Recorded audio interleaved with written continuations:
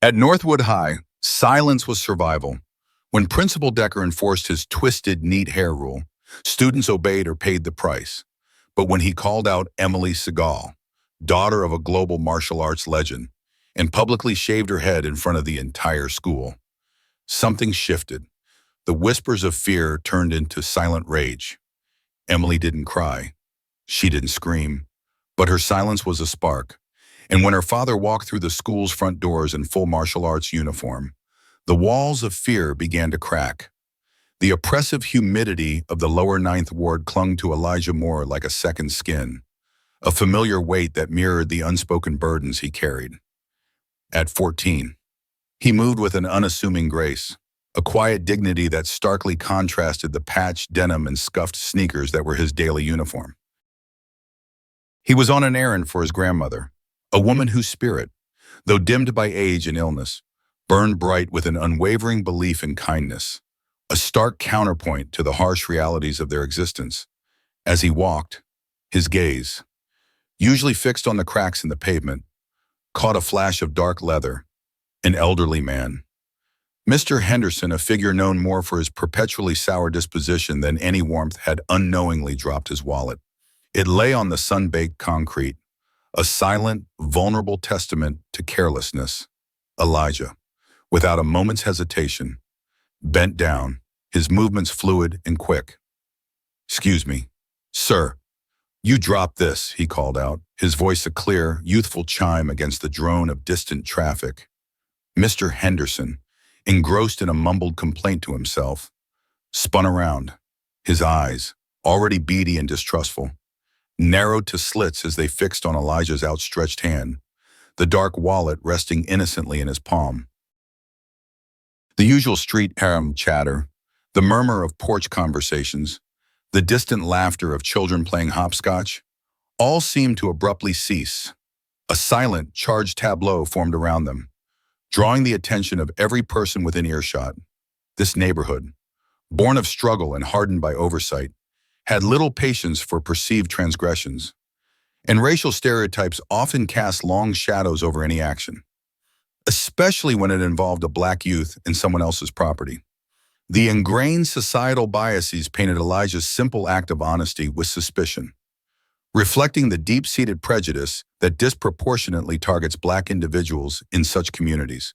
"What in God's name do you think you're doing, boy?" Mr. Henderson's voice cracked, sharp and accusatory, cutting through the heavy air like a shriek.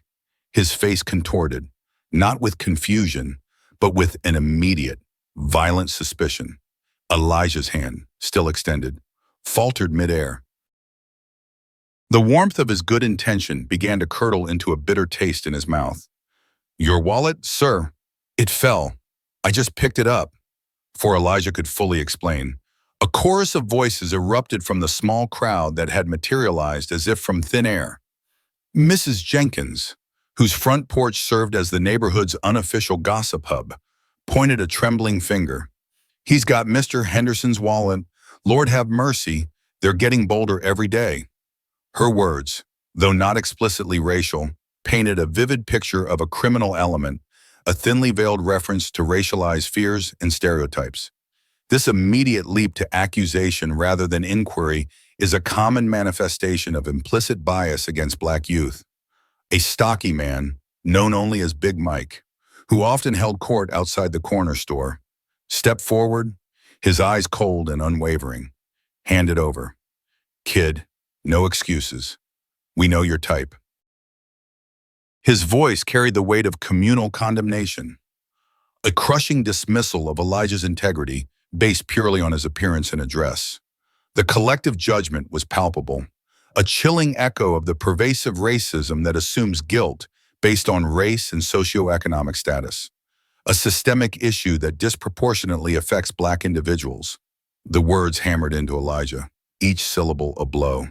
He felt the heat of collective disdain, a humiliation that burned hotter than the midday sun. His face, usually open and earnest, tightened with a quiet, almost imperceptible despair. This was not just about a wallet.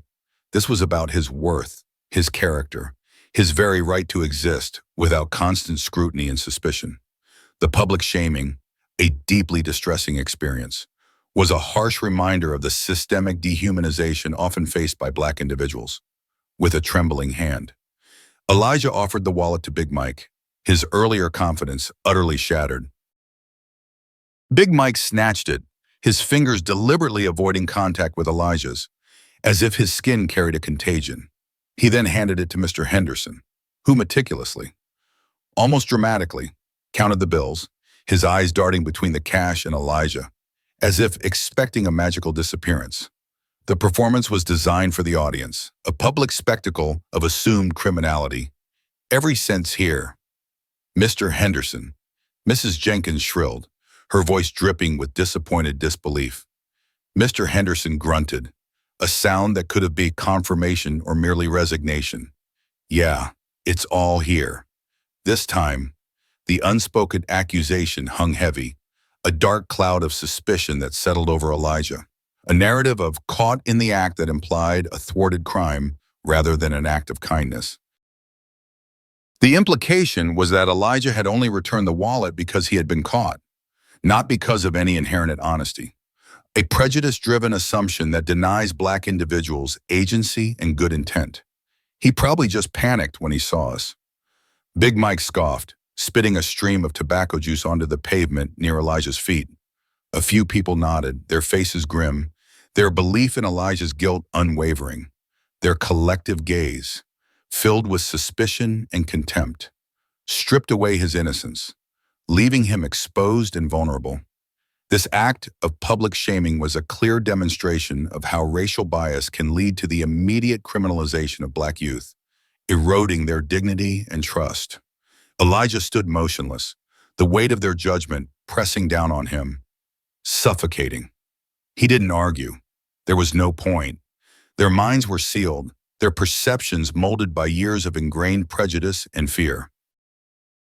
He was just a Black boy from the lower ninth, and in their eyes, that was explanation enough for any perceived wrongdoing. He was forced to internalize the dehumanizing scrutiny, a silent, internal struggle against a predetermined fate.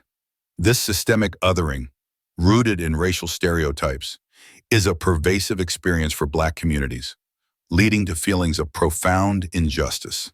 As Mr. Henderson shuffled away, gripping his wallet, and the crowd slowly dispersed, leaving lingering whispers in their wake, Elijah turned, his path to Mrs. Elena's grocery now feeling like a pilgrimage through a wasteland. The murmurs of suspicion, the venomous glares, the casual dismissal of his humanity all coalesced into a single, burning stain on his spirit. He had tried to do good, to act with integrity, and in return, he had been publicly branded, reduced to a stereotype, another faceless potential criminal. This daily experience of racial microaggressions and overt discrimination profoundly impacts the mental and emotional well-being of Black adolescents. This small, seemingly insignificant incident was a stark reminder of the corrosive power of prejudice, a daily battle Elijah fought for his very dignity in a community that seemed determined to deny him his humanity. He was a survivor. Yes, but in moments like these, the fight felt endless, the wounds deep, and the weight of their contempt almost unbearable. The burning shame from the wallet incident lingered, a phantom limb of humiliation that throbbed with every step Elijah took towards Mrs. Elena's. It was a familiar ache, one that resonated with the deep-seated scar tissue of past injustices. His silence, his almost stoic endurance in the face of public scorn, was not born of indifference, but of a brutal education delivered by the very community that now so readily condemned him. He remembered the summer he turned 10, a sweltering July day that had etched itself onto his memory like a brand. His grandmother had saved diligently, penny by penny, to buy him a new baseball glove for his birthday. It wasn't a fancy glove, just a simple, well-oiled leather mitt that promised endless games of catch in the dusty park. The scent of new leather filled their small, cramped apartment, a rare luxury. Elijah had been ecstatic, clinging to the glove as if it were a fragile dream.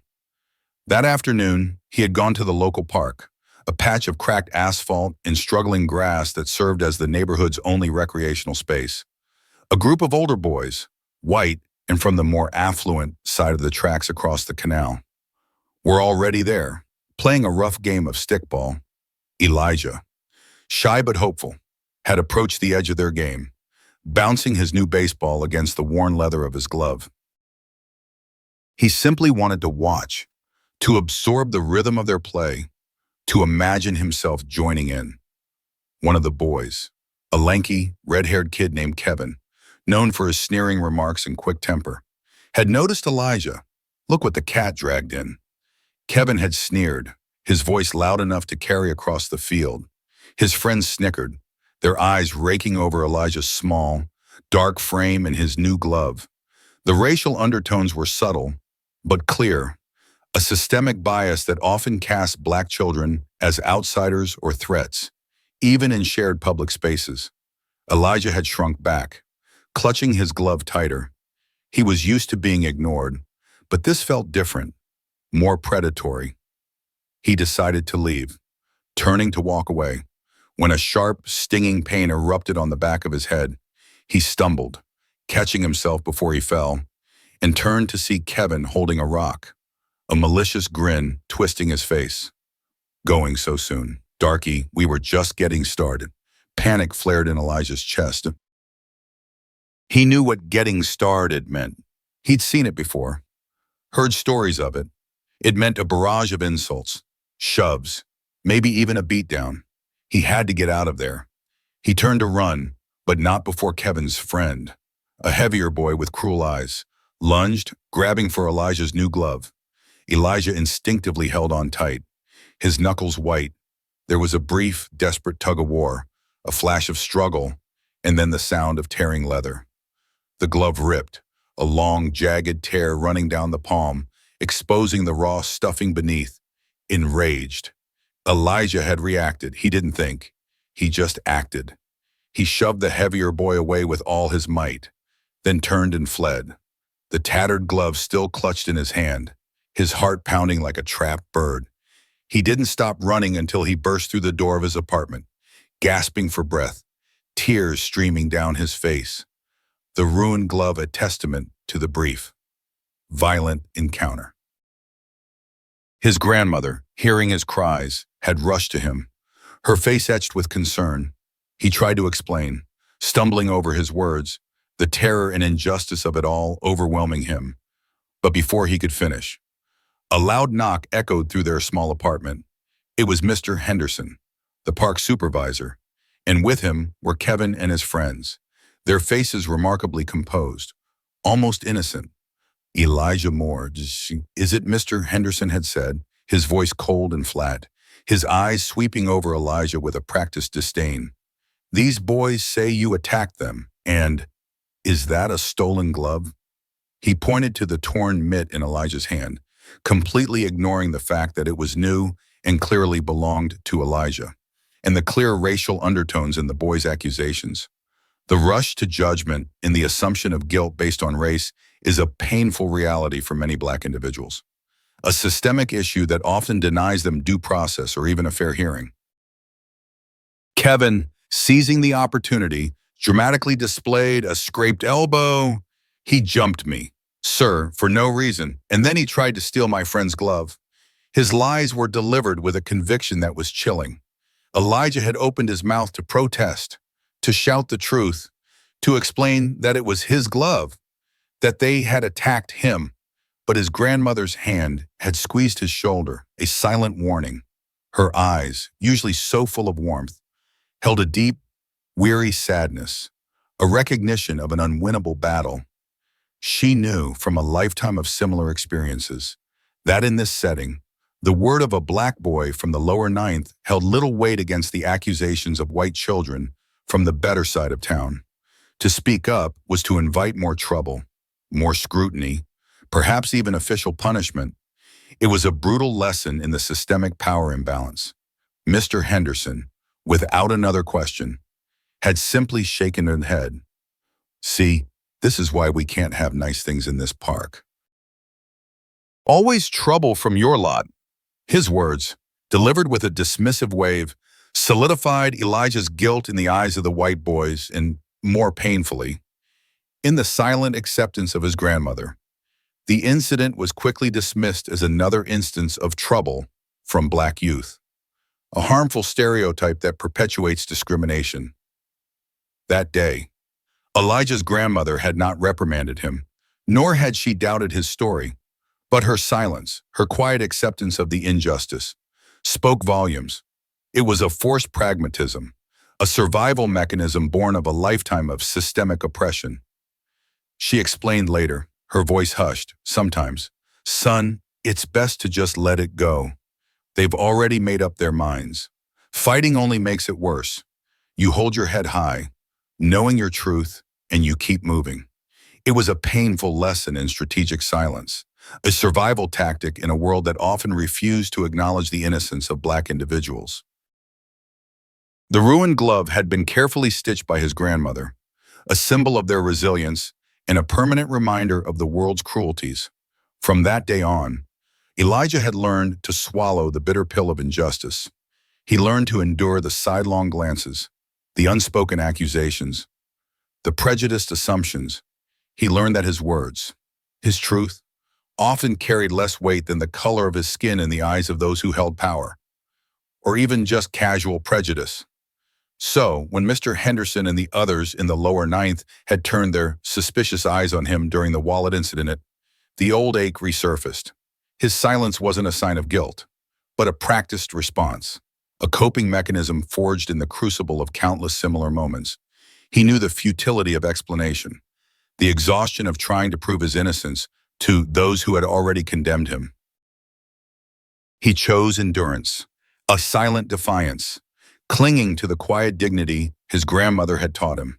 Even as the world around him sought to strip it away, his enduring resilience was a testament to his character.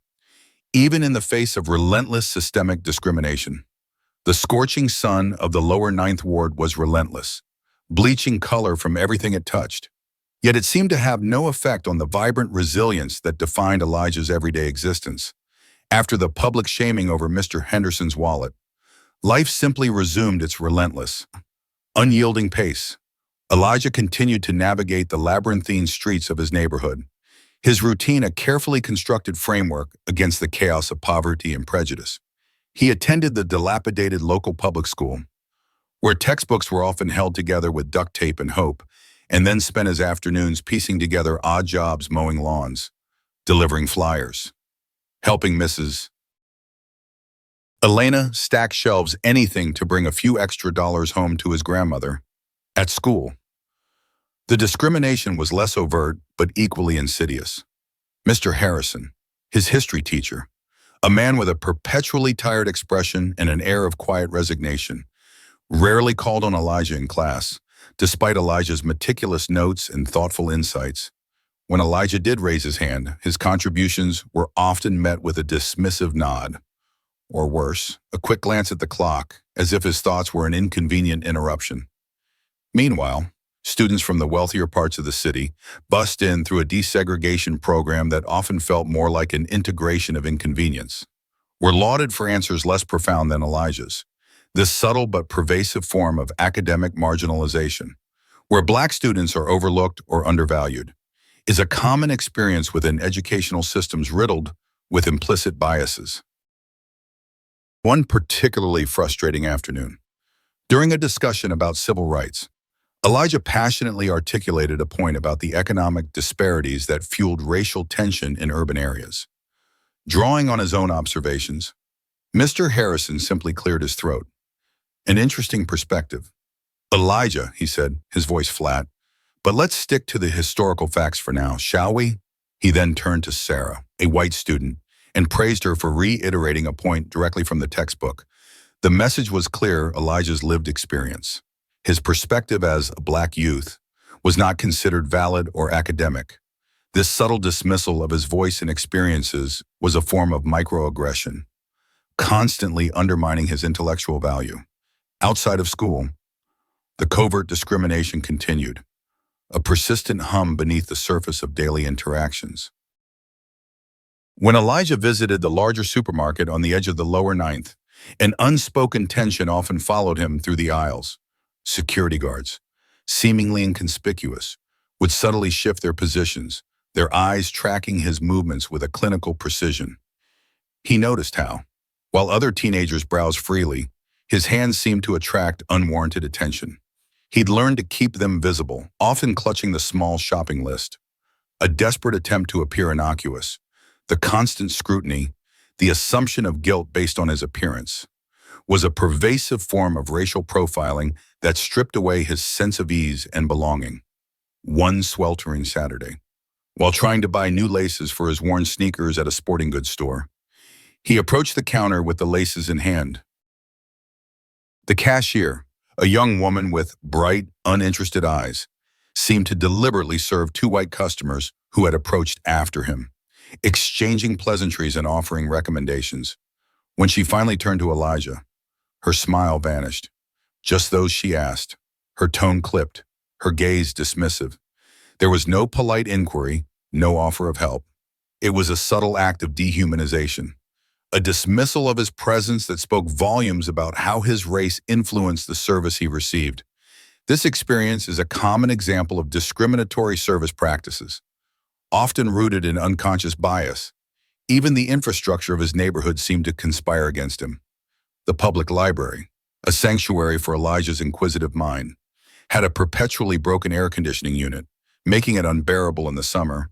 Its shelves were sparsely stocked, especially compared to the gleaming, well-maintained library in the more affluent Uptown district. The nearest community center was a boarded-up shell, a monument to broken promises, these systemic disparities in resource allocation, rooted in racial and economic segregation, subtly reinforced the message that his community, and by extension, he himself, were not worthy of investment or care. Elijah also felt the pervasive pressure of the local police presence, a silent, watchful shadow that often hovered over his neighborhood, while not yet involving direct confrontation.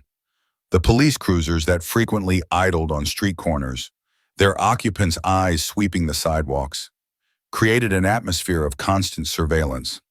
He noticed how often his friends, just walking home from school, were subject to random stops and questioning, their backpacks searched, their identities verified. He hadn't been stopped yet, but the possibility always loomed, a sword of Damocles hanging over his head. This disproportionate policing in black neighborhoods, often termed broken windows policing, creates a climate of fear and criminalization. Even without explicit arrests, he remembered a conversation with his grandmother about a new scholarship program for promising students in the arts. Elijah, with his keen eye for street photography and his budding talent for sketching, was exactly the kind of student it was designed for. But when they inquired at the school, the guidance counselor, Ms. Albright, merely offered a sympathetic, almost pitying look. "Oh, Elijah," she'd sighed, "that program is quite competitive. Perhaps something more aligned with practical skills." Her words, while seemingly benign, carried the weight of low expectations and racial tracking, subtly steering him away from opportunities that might uplift him. A common practice within educational systems that perpetuates racial disparities. Each incident, on its own, might have been dismissed as minor, a simple misunderstanding, but cumulatively, they formed an oppressive tapestry of covert discrimination and systemic neglect. They chipped away at his spirit, creating a subtle, constant emotional burden. He learned to read the shifts in people's eyes, the subtle changes in their tone, the quiet dismissal in their gestures. He developed a remarkable ability to internalize these slights, to process them without outward reaction, to preserve his composure in a world that seemed determined to provoke him. His endurance, honed by years of such experiences, was a testament to his quiet strength. Yet it also highlighted the immense psychological toll of constantly facing systemic biases. His method of coping was to retreat inward, to cling fiercely to the small acts of kindness he found in his grandmother's unwavering love and the genuine smiles of a few trusted neighbors. He buried himself in his books, finding solace in stories where justice prevailed, where heroes rose above adversity. But even then, The unseen chains of prejudice continued to bind him, a constant, nagging reminder that no matter how hard he tried to live normally, the world around him saw him through a lens of race and class, forever judging, forever suspecting, forever limiting. The weight of these accumulated experiences created a sense of isolation and a profound awareness of the racial barriers that restricted his aspirations and mobility. The stifling summer nights in the lower ninth were often punctuated by the distant wail of sirens and the rhythmic drone of air conditioning units struggling against the heat. For Elijah, these sounds were the lullaby of his existence, a constant reminder of the city's indifferent pulse. One evening, after a particularly grueling shift helping Ms. Elena sort inventory, a task that left his hands aching and his spirit worn, he was cycling home on his rusty, squeaking bicycle. The streetlights flickered intermittently, casting long, dancing shadows that played tricks on the eye. He was pedaling past the abandoned old warehouse, a derelict monument to forgotten industry, when he saw her, a figure huddled against the graffiti-scarred wall, barely visible in the dim light. She was an old woman, her clothes disheveled and stained, her silver hair a wild halo around a face etched with confusion and despair. She mumbled to herself, her voice a thin, reedy whisper that barely carried over the chirping of crickets.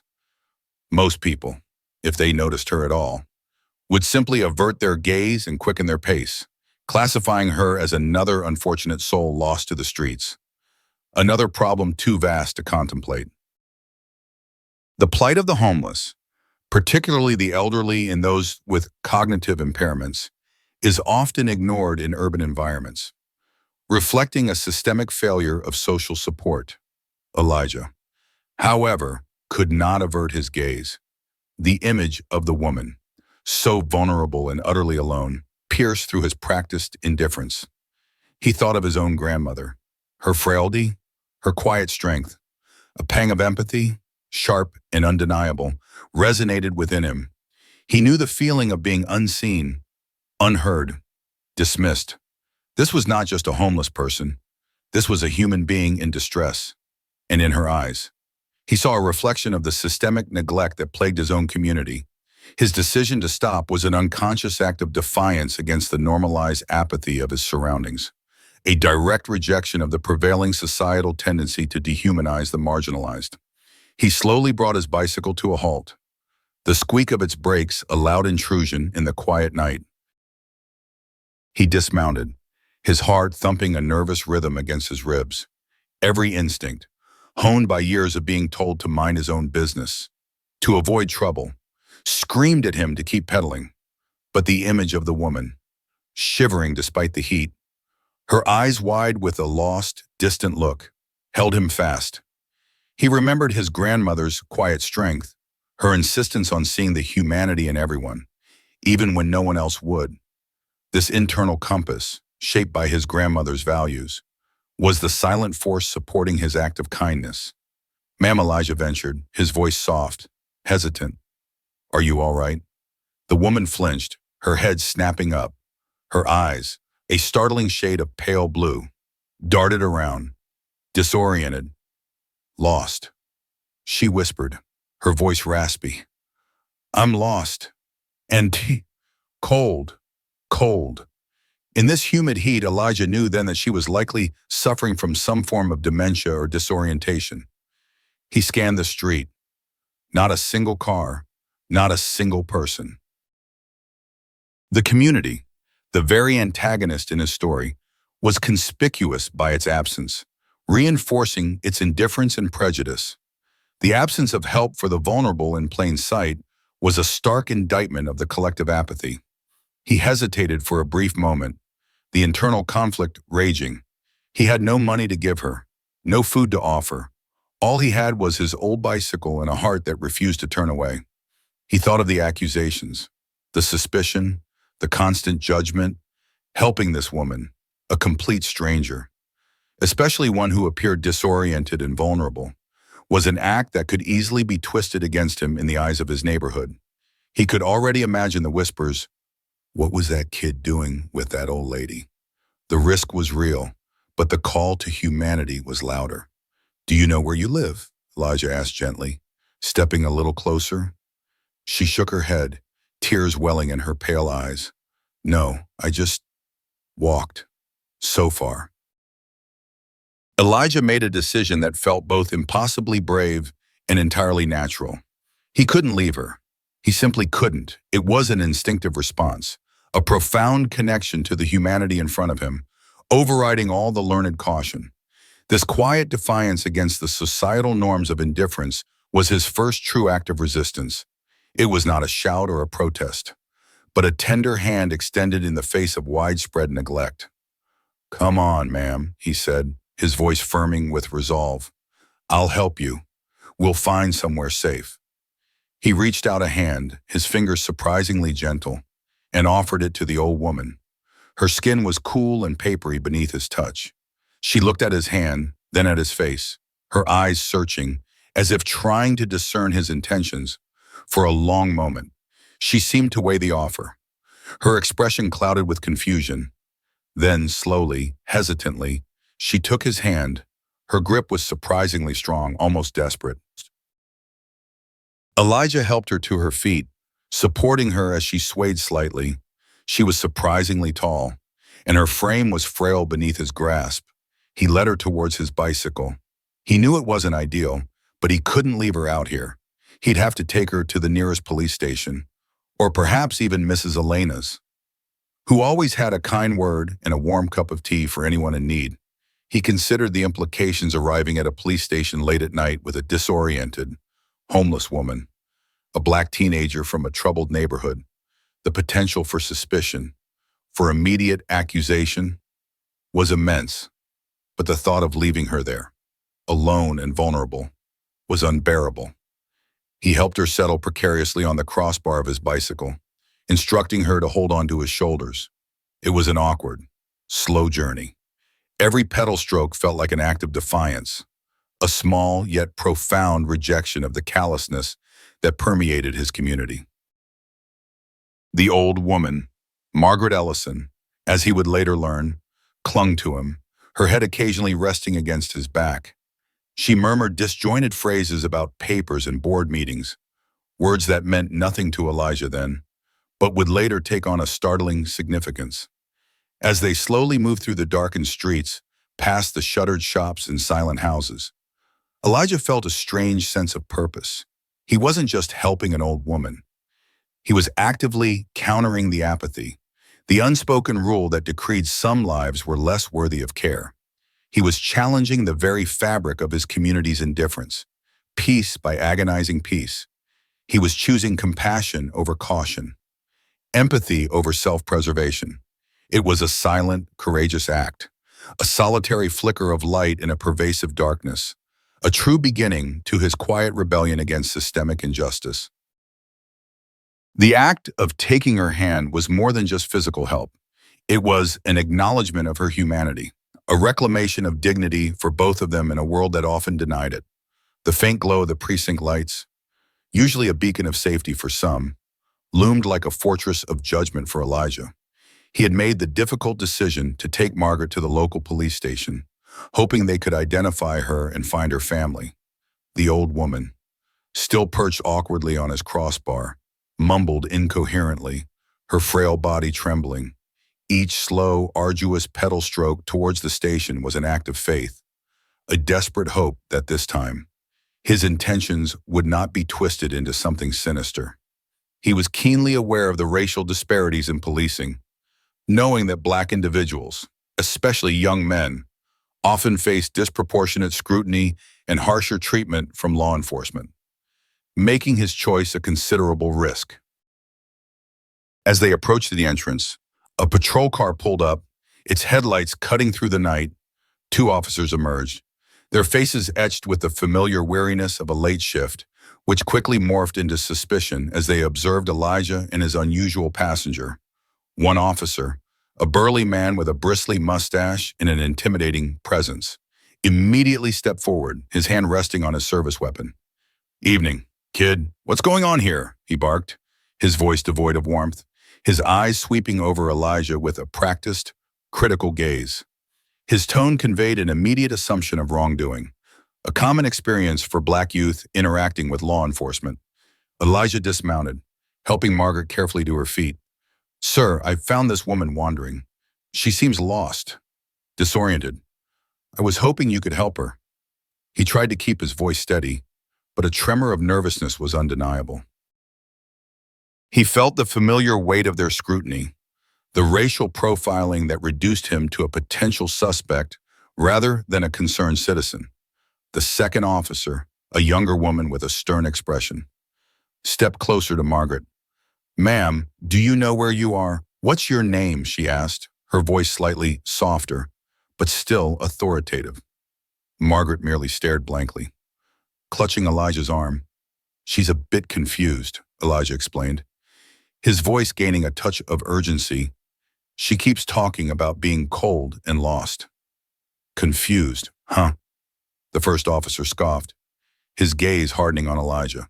Or maybe you were trying to confuse her. What were you doing with her?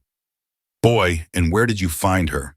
His words dripped with insinuation, already painting a picture of Elijah as a predator, not a rescuer.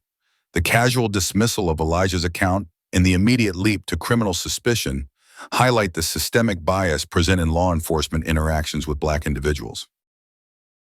The internal alarm bells rang deafeningly in Elijah's head. This was exactly what he had feared. He felt the familiar surge of injustice, the urge to lash out, to demand to be believed. But he remembered his grandmother's words, the need for quiet endurance. I found her by the old warehouse. Sir, I was just trying to help. Sure you were, the officer muttered, his eyes narrowing. Let's see some ID, kid. And where's your guardian? We need to have a little chat about taking elderly women for a ride in the middle of the night. He gestured dismissively towards Elijah's bicycle, implying a sinister motive.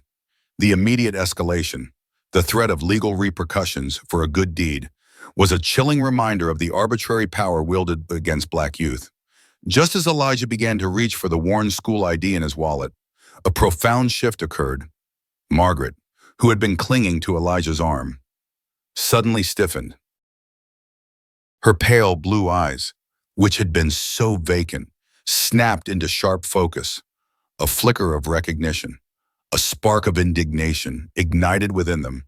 She released Elijah and straightened her posture, a regal defiance emanating from her frail frame. You foolish man, Margaret said. Her voice, though still reedy, now carried an unmistakable command, a power that silenced the burly officer mid-scoff. How dare you accuse this kind boy? He is the only one who showed me decency tonight. The only one, unlike the rest of you, blind, indifferent fools. Her gaze swept past the officers, out into the darkened street, as if encompassing the entire city's neglect. The officers exchanged confused glances. This was not the rambling of a disoriented old woman. This was an accusation, delivered with an unexpected authority. Margaret then reached into the pocket of her tattered coat, her movements slow but deliberate, and pulled out a small, intricately engraved silver locket. With a click, it sprang open, revealing a miniature portrait and, folded precisely within, a tiny laminated card. She held it out to the younger female officer. Perhaps this will clarify matters. Officer, the officer took the card, her eyebrows furrowing in concentration as she read. Her eyes widened, then widened further. Her face drained of color, replaced by a look of sheer, stunned disbelief. She gasped, a small, choked sound. Sir, she whispered, her voice barely audible, her eyes darting between the card and Margaret. Then to the older officer, Sir, this is Margaret Ellison. The Margaret Ellison, she's been missing for 3 days, the Ellison Group, the national alerts. She's a billionaire. A stunned silence descended upon the precinct entrance. The burly officer's jaw dropped, his face paling just as rapidly as his partner's. His entire demeanor shifted from aggressive suspicion to a flustered, almost subservient deference. The casual air of authority vanished, replaced by an almost comical panic. The sudden revelation of Margaret's immense wealth and status completely upended the power dynamic. exposing the stark reality that respect and deference were often tied to economic standing. Rather than inherent human worth, the news spread like wildfire through the small station, then beyond its walls, propelled by the urgent calls of the now fumbling officers. The missing billionaire, Margaret Ellison, founder of the monolithic Ellison Group, found by a 14-year-old black boy from the lower ninth. The story was a shockwave, reverberating through the city, especially in the affluent circles where Margaret was a household name. Within minutes, a flurry of activity erupted. Sirens wailed as unmarked cars, then sleek black sedans, converged on the precinct. Reporters, somehow already alerted, began to gather outside, their cameras flashing, microphones thrust forward. The once empty street was now a scene of chaotic urgency. Inside, Elijah was no longer a suspect. He was a phenomenon. Margaret Ellison, now surrounded by a growing retinue of worried-looking lawyers and security personnel, refused to let go of Elijah's hand. She pointed to him, her gaze unwavering as she addressed the assembled officers and newly arrived officials. "This young man," she declared, her voice resonating with rediscovered authority. "This young man saved my life, while your entire city ignored a lost old woman. This boy, Elijah Moore, took my hand. He brought me to safety." Her words were a powerful indictment of the community's collective indifference, a direct challenge to the racial biases that had so long defined Elijah. The officers, especially the one who had been so quick to accuse, squirmed under her direct gaze. The public nature of the revelation, with witnesses emerging from the police station and later from the press, created an undeniable record of their initial prejudice. The dramatic contrast between Elijah's simple, selfless act and the city's profound neglect of one of its most prominent citizens, and the police's immediate suspicion of Elijah, became glaringly obvious. News trucks from every major local station arrived, their bright lights illuminating the scene. The story of a missing billionaire found by a hero teenager from the lower ninth was irresistible. The focus of the cameras, initially on the reunited Margaret and her entourage, soon shifted to Elijah, his face still etched with the lingering shock of the revelation, but now also with a glimmer of something else, the quiet, dawning awareness that his truth, for once, was being acknowledged. His act of compassion, once dismissed, was now irrefutable evidence of a profound decency that had been utterly ignored by those around him, a powerful indictment of the systemic racism that had shaped his existence. The immediate aftermath at the precinct was a whirlwind of flashing cameras and hushed, urgent conversations. The burly officer, whose initial aggression had been so pronounced, found himself at the center of an unwanted spotlight. Margaret Ellison, unwavering in her newfound clarity, recounted Elijah's selfless act with precise detail, painting a stark contrast to the officer's dismissive and accusatory behavior. Her words, delivered with the weight of her immense status, were undeniable. "This young man, Elijah Moore," she reiterated, her voice cutting through the clamor, "was met with suspicion and disrespect when he brought me, a vulnerable citizen, to what he believed was a place of safety. That is an outrage." Her statement, echoed by the presence of a growing number of news crews, left no room for denial. The internal affairs investigation was swift and unforgiving. Within hours, the burly officer, identified as Sergeant Miller, and the younger officer, whose less overt but equally prejudiced actions were noted, were placed on immediate administrative leave. The formal statement from the police department, released early the next morning, cited conduct unbecoming an officer and dereliction of duty. While not an arrest, it was a public acknowledgement of wrongdoing and a preliminary step towards accountability. A rare occurrence given the typical challenges in holding law enforcement accountable for racial bias. This quick response, driven by the involvement of a billionaire, highlighted the stark contrast in justice systems for the privileged versus the marginalized. The news, initially a local sensation, quickly became a national story. Billionaire found by teen hero, police under fire, screamed headlines across the country. Social media exploded. Elijah's name, once synonymous with his impoverished neighborhood, was now trending alongside Margaret Ellison's. Old videos and articles detailing similar instances of racial profiling and police misconduct in the lower ninth began to resurface, amplified by a newly outraged public. The incident served as a stark example of how race and class intersect with law enforcement, a potent example of systemic inequality. The community's response was a fractured tapestry of reactions. In the lower ninth, there was a mixture of stunned pride and a deep-seated, weary cynicism.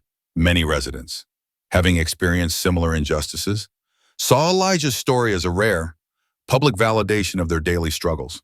Mrs. Elena, the grocery store owner, gathered her regulars, her eyes filled with a mixture of tears and fierce pride. "That boy," she declared, her voice trembling, "that boy's got a heart of gold. Always knew it. Shame it took a billionaire to make y'all see it." Her words resonated with the frustration of countless unacknowledged acts of kindness from Black youth. However, not everyone in the neighborhood celebrated. The same individuals who had so readily condemned Elijah during the wallet incident now found themselves exposed, their prejudices glaringly obvious in the harsh light of public scrutiny. Brenda, the woman who had accused Elijah of theft, now found herself the target of furious glares and muttered insults from her neighbors. Her porch, once a perch for judgment, became a symbol of her own narrow-mindedness. Mr. Henderson, whose wallet had been at the center of Elijah's public humiliation, was notably absent from the discussions, reportedly avoiding the public eye. The shift in community sentiment, while slow, marked a significant turning point, a collective reckoning with their own biases. The most dramatic response came from outside the lower ninth. Margaret Ellison, a woman of formidable influence, was not one to let injustice stand. From her hospital bed, where she was recovering from exhaustion and mild dehydration, she issued a series of powerful statements. She established a foundation in Elijah's name, dedicated to supporting underprivileged youth in the arts and technology, explicitly stating its mission was to counteract the very systemic barriers Elijah had faced. She also announced a substantial donation to community development projects in the lower ninth, with a specific focus on renovating the dilapidated library and reopening the community center. Her actions were not just about gratitude, they were a deliberate, calculated strike against the systemic neglect that had allowed her to go unnoticed, and Elijah to be unfairly judged. The mayor's office, initially scrambling to control the narrative, was forced to issue a public apology to Elijah, acknowledging the unacceptable behavior of some officers and pledging a comprehensive review of police training and community relations. This was a forced concession, a direct consequence of Margaret's powerful public statements and the media's relentless focus. For the first time, Elijah saw a tangible consequence for the injustice he and his community had suffered, a glimmer of hope that accountability was possible. Meanwhile, Elijah was overwhelmed. His small apartment was besieged by reporters, his phone buzzing with calls from strangers offering praise, condolences, and even job opportunities. He found himself in reluctant celebrity, his face plastered on screens and newspapers. Through it all, he remained grounded, often seeking solace in his grandmother's quiet presence. She watched him with knowing eyes, a silent understanding passing between them. "See," she whispered one evening, her voice hoarse with emotion. "Truth always finds its way out. You just gotta be strong enough to carry it." His grandmother, who had always taught him endurance, was now beaming with a pride that transcended their shared history of hardship. She saw not just her grandson, but a symbol of resilience, a testament to the power of compassion in the face of indifference. The shift in the community was palpable. The lingering whispers in the supermarket were now replaced by quiet nods of respect. Children from the neighborhood, who once kept their distance, now approached him with awe, asking about the billionaire lady. The very people who had once looked through him, or at him with suspicion, now looked at him with a mixture of curiosity and grudging admiration. It wasn't a complete transformation, But it was a crack in the wall of prejudice, a nascent awakening. The incident was more than just a personal triumph for Elijah. It was a catalyst. It ignited a public conversation about implicit bias, about the plight of the homeless, and about the systemic inequalities that disproportionately affected marginalized communities. Petitions were launched, demanding further accountability for the police department. Local activists, long fighting for change in the lower ninth, found their voices amplified by the national attention. The quiet acts of discrimination Elijah had endured in school and in stores were now being discussed openly. Their insidious nature laid bare for all to see. The climactic confrontation at the precinct, the unmasking of Margaret Ellison, had not only cleared Elijah's name, but had also, inadvertently, begun to unmask the deeper, systemic biases that lay hidden beneath the surface of his community.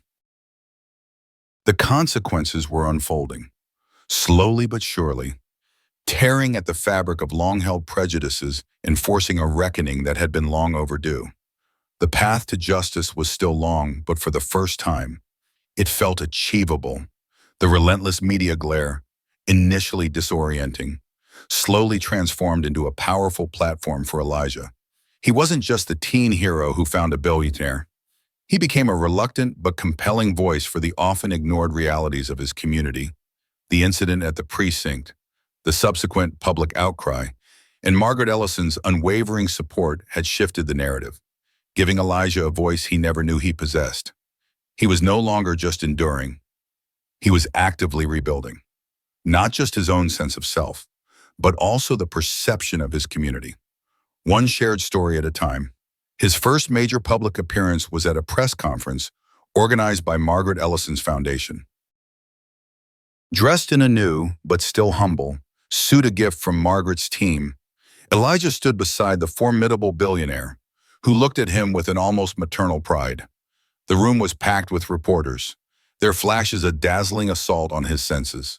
When it was his turn to speak, Elijah took a deep breath, his heart thumping. He didn't talk about his personal heroics. Instead, he spoke about the lower Ninth Ward, about the people, about the struggle.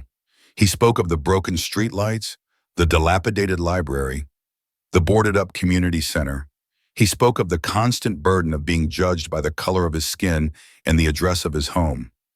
"I'm not a hero," Elijah stated, his voice clear and steady, surprising even himself. "I just had Part 4A did what anyone should do for another human being. The real story isn't about me finding Ms. Ellison. It's about why so many people didn't see her. It's about why a community like mine, rebuilding in resonance." The initial whirlwind of media attention eventually subsided, leaving Elijah with a different kind of challenge navigating his new reality. His quiet apartment, once a sanctuary from the world's harshness, now felt like a public monument. Reporters still occasionally staked out the building, and his phone continued to buzz with interviews often ignored. Why young people like me are so often suspected before we're even seen. His words resonated deeply, a powerful indictment of systemic societal failures that extended far beyond a single encounter.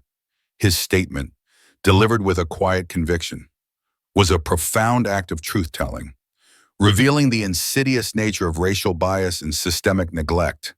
His frankness was unexpected and impactful. Videos of his speech went viral, shared across every social media platform. People commented, retweet requests, but the intensity had lessened, allowing him to begin the slow, arduous process of rebuilding his life. Now under the bright, often uncomfortable, glare of public recognition, Margaret Ellison, true to her word, became a formidable presence in Elijah's life and posted, many expressing shock and sympathy, others sharing their own similar experiences. The hashtag #SeeElijah, created by a grassroots activist group, began to trend, highlighting the call for a more empathetic and less prejudiced society. The narrative was, not as a patron, but as a mentor and an unlikely friend.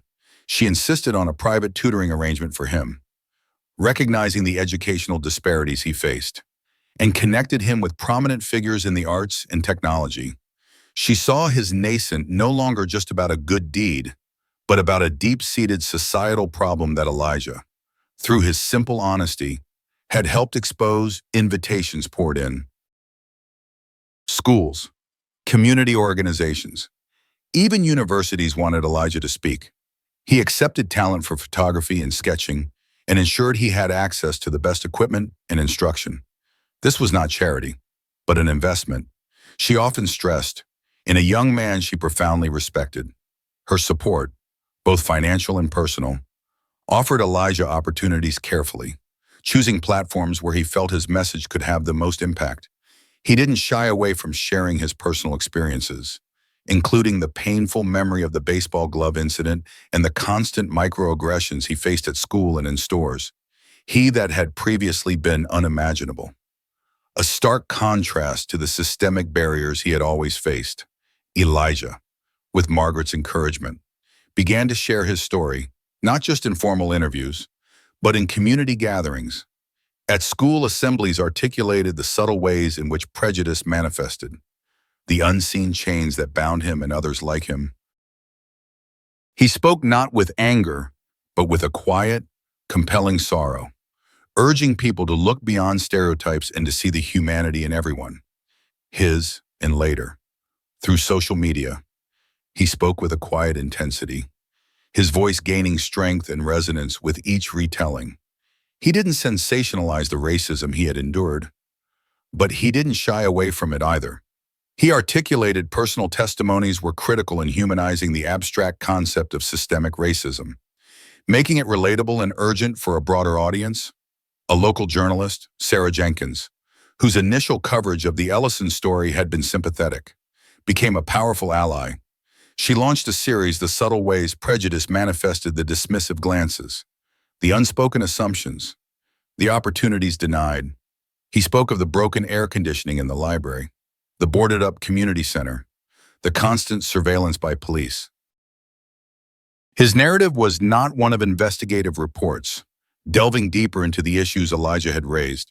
She exposed the stark disparities in school funding between the lower ninth and other districts, the disproportionate number of police stops involving Black youth, and the lack of investment in community resources.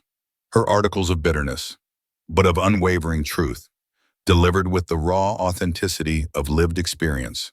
His words, initially, were met with varied responses. In the lower ninth, his narrative resonated deeply. Older residents nodded in solemn agreement, their eyes reflecting decades, often featuring Elijah's insights and direct quotes, provided the evidence-based grounding for the public's growing awareness. Her journalistic efforts helped convert personal anecdotes into verifiable facts, solidifying the arguments for systemic change. The Ellison Foundation, true of similar experiences. Younger kids, inspired by his courage, began to share their own stories of minor injustices, of feeling overlooked or unfairly judged.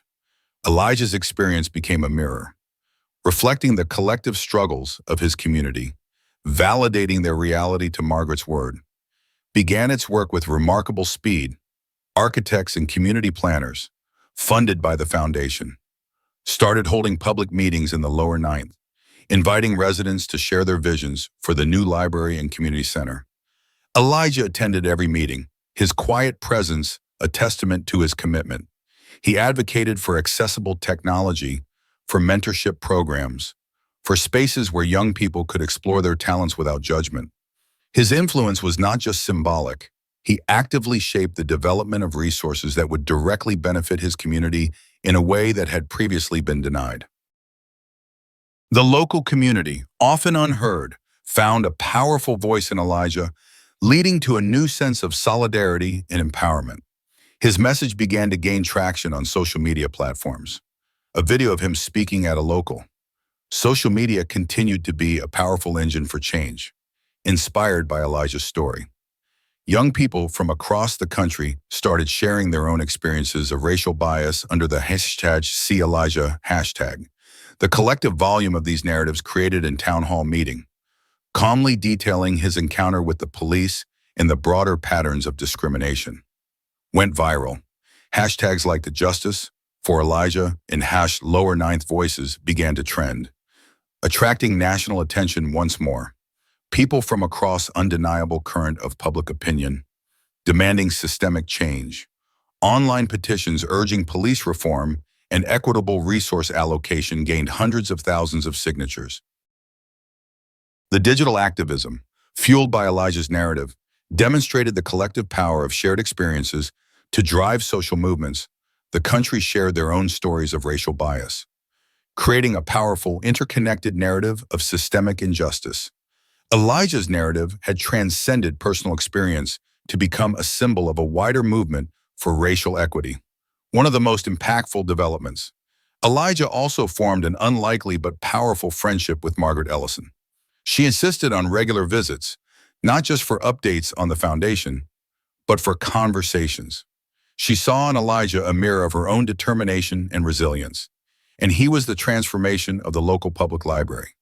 With the substantial donation from the Ellison Foundation, the library underwent a complete renovation. It was equipped with new books, modern computers, and crucially, a fully functioning air conditioning system. The formerly saw in her a powerful advocate who genuinely cared. She often told him, "Elijah, your quiet strength is more powerful than any loud argument. You have a truth, and the world is finally ready to hear it." Her mentorship provided neglected space became a vibrant hub, a symbol of hope and community investment. Elijah was often seen there, not just reading, but helping younger kids with their homework, or leading small photography workshops using the new equipment. He became a visible embodiment him with invaluable guidance and amplified his impact. He wasn't seeking fame, but it found him, and with it came a profound sense of responsibility. He felt the weight of expectation, not just from Margaret, but from his of the change he was advocating for. The community center, long a desolate shell, also began its journey of revitalization. Plans were unveiled for a state-of-the-art facility, complete with job training programs, after-school activities, and a dedicated space for local artists. Elijah was invited to be part of the planning committee, his insights invaluable as they shaped a space that truly served the needs of the community. These tangible improvements, directly linked to Elijah's story, community, from the countless strangers who now looked to him for hope, he understood that his story, once a painful burden, was now a bridge, connecting people to the realities of injustice and inspiring them to action.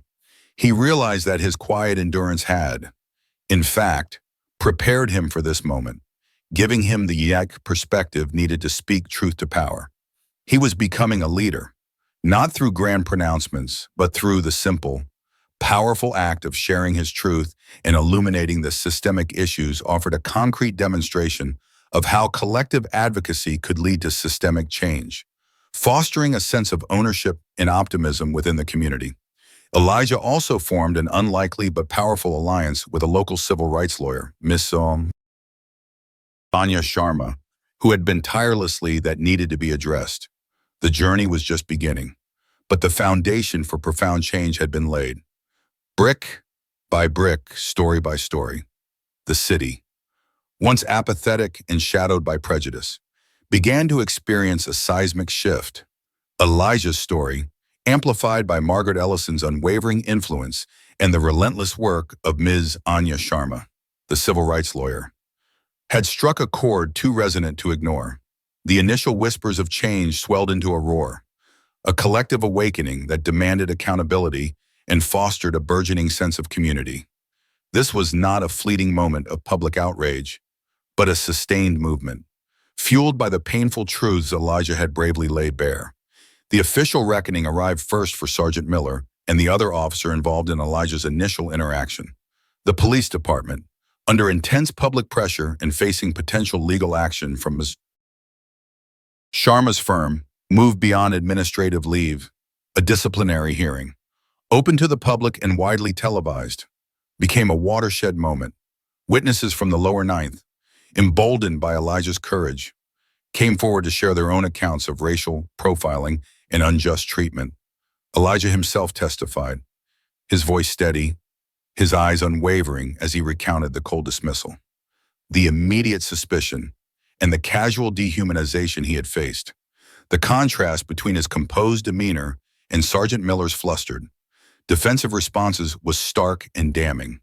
The hearing concluded with the outright termination of Sergeant Miller and a formal reprimand for the younger officer.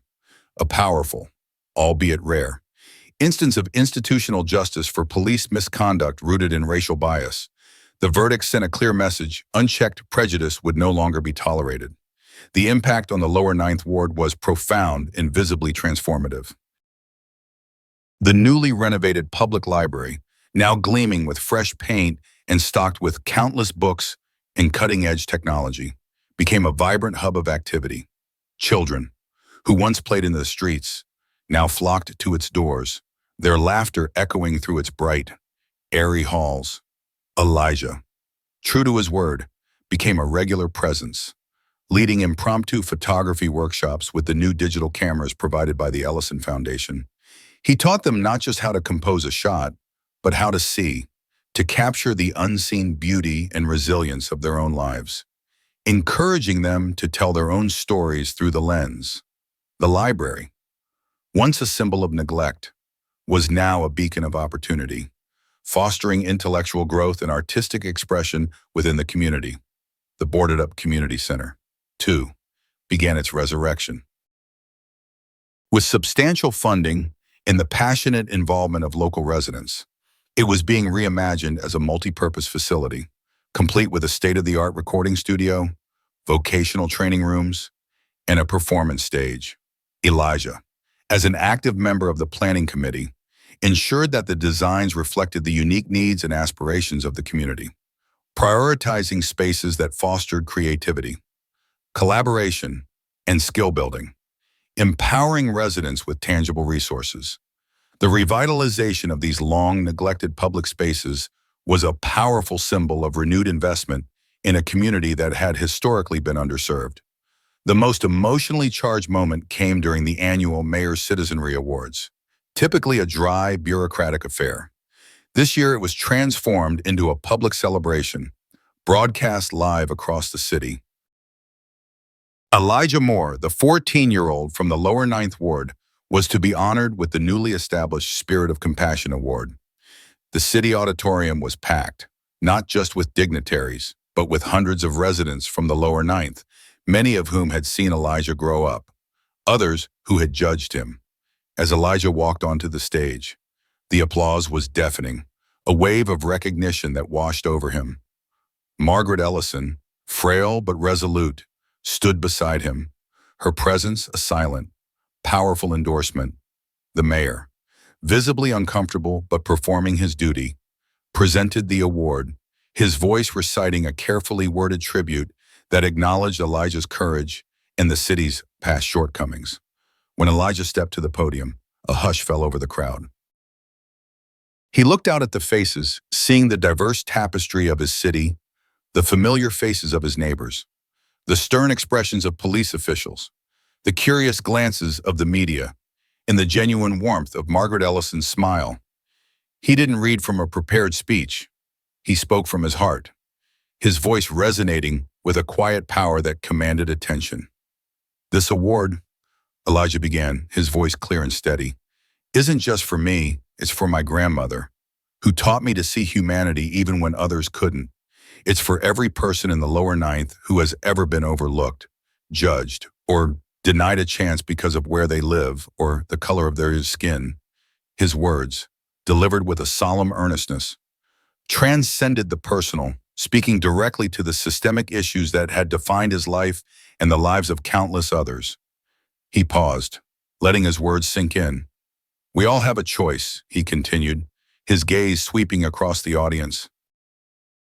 We can choose to ignore the lost, to suspect the innocent, to believe the worst about each other, or we can choose compassion. We can choose to look beyond the surface, to extend a hand, to see the human being in front of us, no matter their circumstances. His message, simple yet profound, was a direct challenge to the audience to confront their own biases and act with greater empathy. He spoke about Margaret, not as a billionaire, but as a vulnerable old woman who needed help. He spoke about the moment he took her hand, a simple gesture that had sparked an unforeseen chain of events.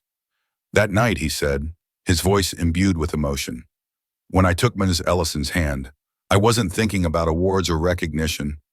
I was just thinking about another human being who was hurting. And if my story can teach us anything, it's that sometimes the smallest act of kindness can expose the biggest truths. The auditorium erupted in applause, a standing ovation that lasted for several minutes. Tears streamed down the faces of many, including some of the police officers present, who now openly acknowledged the profound lessons they had learned.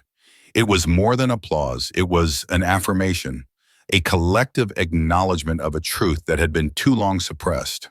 After the ceremony, surrounded by well-wishers, Elijah sought out Ms. Albright, his former guidance counselor, who had once subtly steered him away from academic opportunities. Her eyes were red-rimmed, and she clutched a tissue. "Elijah," she stammered, her voice thick with emotion. I was wrong. I'm so sorry. I truly am." Elijah simply nodded, a quiet understanding passing between them. Her tearful apology was a small, personal victory, a sign that even individual biases, however entrenched, could be challenged and overcome. Elijah's journey had come full circle. He was no longer the boy silently enduring the public humiliation, the victim of unseen chains. He was an honored voice, a catalyst for change, a living testament to the power of one act of compassion. He had laid bare the true face of a community steeped in prejudice, but in doing so, he had also awakened its dormant conscience. Justice had been served, not just through official repercussions, but through a profound shift in perception, a collective awakening that promised a more equitable future. Elijah Moore, the black teen from the lower ninth, had taken a hand, and in doing so, he had lifted an entire community. His message, etched in the hearts of those who heard it, was a simple yet powerful blueprint for a more humane world. See each other, truly see each other, and extend a hand,